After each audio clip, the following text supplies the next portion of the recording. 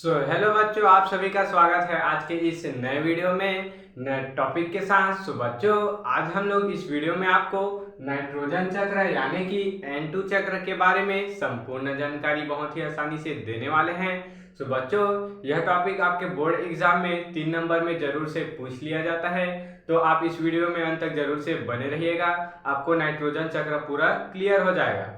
चलिए बच्चों, अब हम बिना किसी समय गंवाए इस टॉपिक को स्टार्ट करते हैं। बच्चों, देख सकते हैं नाइट्रोजन चक्र यानी कि नाइट्रोजन साइकिल किस प्रकार हमारे पर्यावरण में नाइट्रोजन का महत्व है और किस प्रकार यह साइकिल के रूप में चलते रहता है। बच्चों, नाइट्रोजन चक्र को समझने से पहले हम नाइट्रोजन का क्या महत्व है पादप और जंतु में, इसके बारे में जानकारी लेते हैं। बच्चों, देख सकते हैं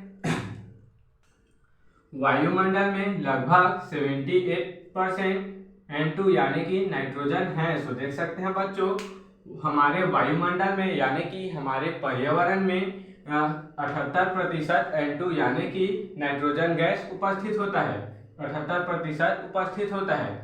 जीव द्रव्य को जीवन का आधार माना जाता है। बच्चों, जैसा कि हमको पता है, किसी भी जंतु के, किसी भी जीव के द्रव्य को उसके जीवन का आधार माना जाता है। जीव द्रव्य की मुख्य विशेषता प्रोटीन की बहुलता से है। देख सकते हैं बच्चों, जीव द्रव्य की मुख्य विशेषता प्रोटीन की बहुलता से है, यानी कि जीव द्रव्य में कई प्रकार के प्रोटीन उपस्थित होते हैं। जीव द्रव्य में कई प्रकार के प्रोटीन उपस्थित होते हैं और यह प्रोटीन अमीनो अम्ल के बने होते हैं। देख सकते हैं बच्चों, यह जो प्रोटीन होते हैं वह कई प्रकार के अमीनो अम्ल से बने होते हैं और यह अमीनो अम्ल ही नाइट्रोजन होता है। बच्चों, देख सकते हैं जो महत्वपूर्ण नाइट्रोजन यौगिक होते हैं। बच्चों, जैसा कि अभी मैंने बताया कि यह जो प्रोटीन अमीनो अम्ल होते हैं वह नाइट्रोजन ही होते हैं, यानी कि नाइट्रोजन यौगिक होता है। बच्चों, इस प्रकार हमने नाइट्रोजन के बारे में जानकारी ले लिए हैं।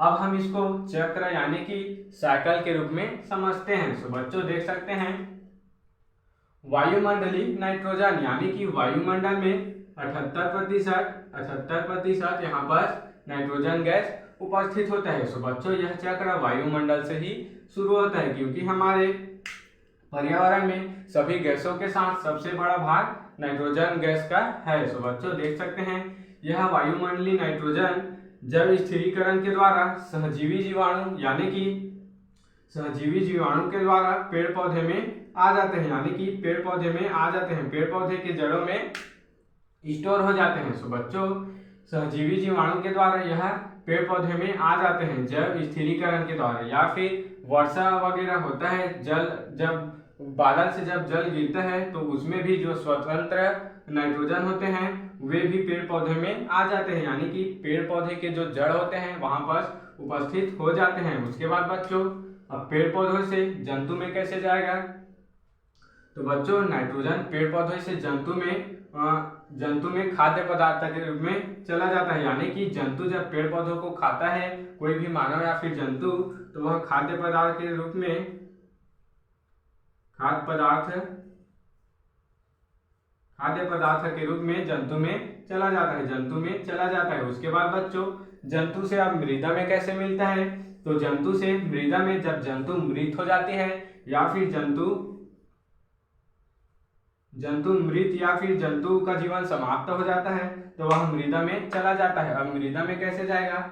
जब जंतु का मृत्यु हो जाती है, किसी भी जीव या जंतु की मृत्यु हो जाती है, तो उसमें जो नाइट्रोजन होते हैं वह जमीन में मिल जाते हैं, यानी कि किसी भी जंतु को जमीन में दफनाया जाता है या फिर जलाया जाता है तो वह मृदा में मिल जाता है। इस प्रकार नाइट्रोजन मृदा में चला जाता है। इसके बाद देख सकते हैं यह मृदा में जो नाइट्रोजन होता है वह फिर से वायुमंडल में चला जाता है।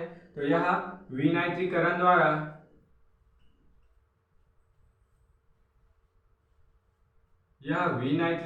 क्रिया के द्वारा फिर से वायुमंडल में प्रवेश कर जाता है। बच्चों, देख सकते हैं विनाइट्रीकरण की क्रिया होती है मृदा में, उसके बाद यह फिर से वायुमंडल में चला जाता है। उसके बाद यह वायुमंडल से फिर से तड़ित बिजली एवं वर्षा के रूप में, यानी कि वर्षा के रूप में यह मृदा में फिर से आ जाता है, यानी कि वर्षा के जल में यह मृदा में फिर से स्टोर हो जाता है, यानी कि वर्षा जल के माध्यम से उसमें उपस्थित जो नाइट्रोजन होते हैं वह मृदा में फिर से मिल जाते हैं। उसके बाद बच्चों देख सकते हैं पेड़ पौधों को खाद्य पदार्थ के रूप में जंतु लेते हैं। उसके बाद जंतु का शरीर जब मृत हो जाता है तो वह मृदा में मिल जाता है और पेड़ पौधे सीधा मृदा में भी मिल जाते हैं। कैसे? तो यह भी मृत हो जाते हैं। देख सकते हैं पेड़ पौधे भी मृत होते हैं, यानी कि इसको अगर कोई भी जंतु अपने भोजन के रूप में नहीं लेता है तो यह भी मृत हो जाता है। उसके बाद मृदा में फिर से मिल जाता है। तो बच्चों देख सकते हैं मृदा में अमोनिया नाइट्रेट उपस्थित होते हैं जो कई प्रकार के रासायनिक अभिक्रिया के द्वारा अमोनिया में चले जाते हैं, यानी कि अमोनिया में प्रवेश कर जाते हैं। तो यह अमोनीकरण के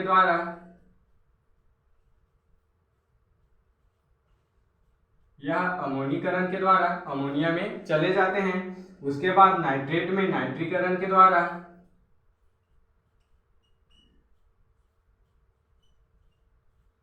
देख सकते हैं नाइट्रीकरण के द्वारा नाइट्रेट में बदल जाते हैं। उसके बाद यह फिर से पेड़ पौधे में उसके जड़ों में आ जाते हैं। सो बच्चों इस प्रकार से यह साइकिल चलता रहता है। देख सकते हैं वायुमंडल में जो नाइट्रोजन होते हैं वह जैव स्थिरीकरण के द्वारा, यानी कि एक सहजीवी जीवाणु होता है उसके द्वारा पेड़ पौधों के जड़ों में आ जाते हैं। उसके बाद पेड़ पौधों को जंतु खाद्य पदार्थ के रूप में उपयोग करते हैं। उसके बाद जब जंतु मृत हो जाते हैं तो वह मृदा में चले जाते हैं।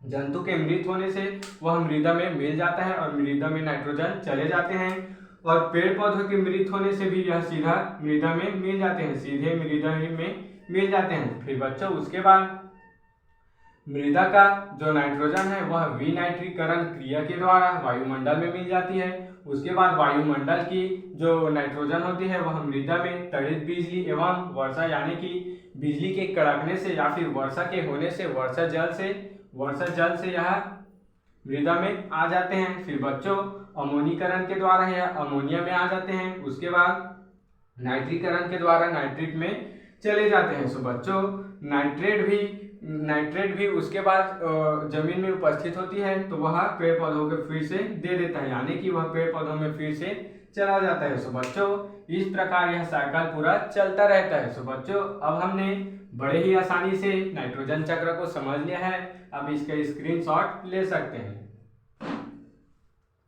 सो बच्चों आशा करता हूँ कि यह टॉपिक आपको जरूर से समझ में आया होगा और ऐसे ही नए और इम्पोर्टेंट टॉपिक के लिए मेरे चैनल में बने रहिएगा। अगर आप इस चैनल में नए होंगे तो इस चैनल को सब्सक्राइब करके बेल वाले आइकन को दबाकर प्रेस कर लीजिएगा ताकि आपको मेरी ऐसे ही नए और इन्फॉर्मेटिव इम्पोर्टेंट वीडियो आप तक पहुँचती रहे। तो चलिए बच्चों फिर मिलते हैं किसी नेक्स्ट वीडियो में नए टॉपिक के साथ। तब तक के लिए जय हिंद जय भारत।